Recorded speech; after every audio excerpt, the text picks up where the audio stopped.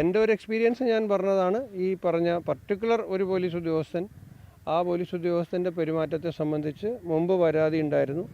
ആ പരാതിയിൽ ഞാൻ തന്നെ ഒരു പരാതിക്കാരനാണ്.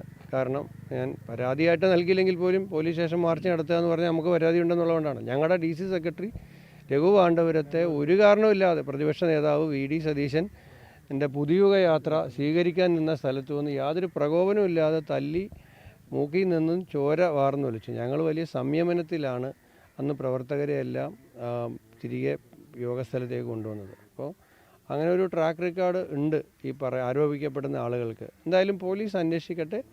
അന്വേഷിച്ചിട്ട് അതിൻ്റെ നിജസ്ഥിതി പുറത്തു വരണം. പുറത്തു വന്നിട്ട് ഇതിൽ നിയമപരമായ എല്ലാ കാര്യങ്ങളും ഉണ്ടാകണം. ഈ കുടുംബത്തിൻ്റെ ആവശ്യങ്ങളോടുകൂടി 100% നമ്മളെല്ലാം ഉണ്ടാകും. അവരൊപ്പം ഞങ്ങൾ നിൽക്കും.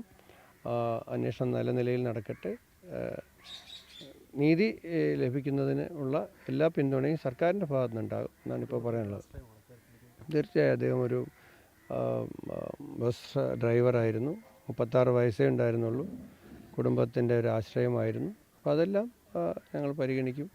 തീർച്ചയായും ഞാൻ അഡ്വാൻസ് ഒരിക്കൽ കൂടി പറയുന്നു, അന്വേഷണത്തിൻ്റെ മേലൊരു അഭിപ്രായം ഞാൻ പറഞ്ഞാൽ അത് അന്വേഷണത്തെ സ്വാധീനിക്കുന്നതാകും. നിഷ്പക്ഷമായ നീതിപൂർവമായ അന്വേഷണം നടത്തട്ടെ, സത്യം പുറത്തു വരട്ടെ.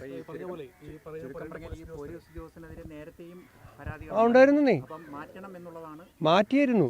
ഈ സർക്കാർ വന്നതിന് ശേഷം അയാളെ മാറ്റി. അയാളിപ്പോൾ അവിടെ നിന്ന് മാറ്റി, വേറെ സ്ഥലത്താണ്. നമ്മൾ വന്നപ്പോഴേ മാറ്റി. അയാളെ വെച്ച് ഉറപ്പിക്കാൻ പറ്റുന്ന ഒരുത്തനായിരുന്നില്ല, മാറ്റി.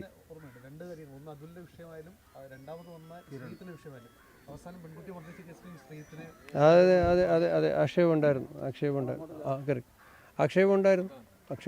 എനിക്കറിയാവുന്നതുകൊണ്ടല്ലേ ഞാൻ നേരിട്ട് പറഞ്ഞു. ഉണ്ടായിരുന്നു. ഞങ്ങൾ വന്നപ്പോൾ തന്നെ ഇത്രയും അതെ അതെ അതെ അതെ അതെ അതെ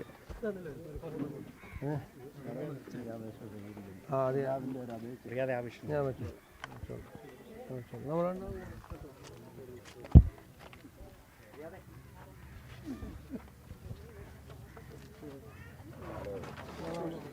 പതുക്കെ മതി തരാം.